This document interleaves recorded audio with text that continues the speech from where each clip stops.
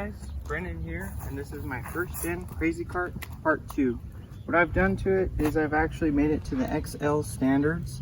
Got this 16 amp hour 48 volt battery, which we're going to pair with the XL motor, which is the 36 volt 500 watt, and the speed controller for 36 volts.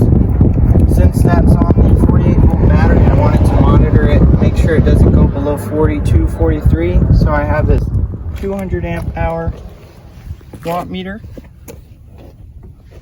and we're gonna go ahead and connect it all up. I'm gonna have to make a bracket on part 3. I'm gonna add a seat cushion.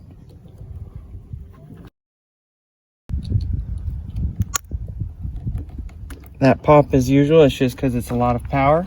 I just made this sprocket adapter. Does look like it works, so let's go ahead and hop on it and see what happens. Been waiting a couple months for this, guy, so let's see what happens.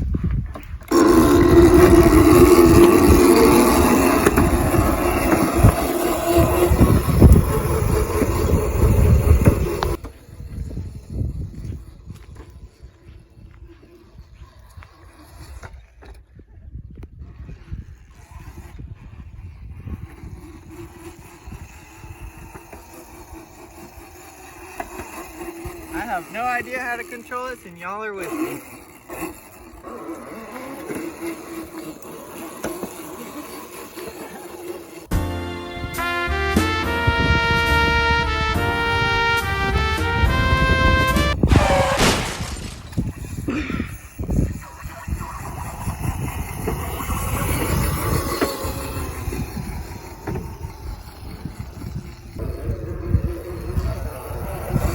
You know what, guys, I'm noticing that the tire's kind of flat, and that's why you can see me doing that hop.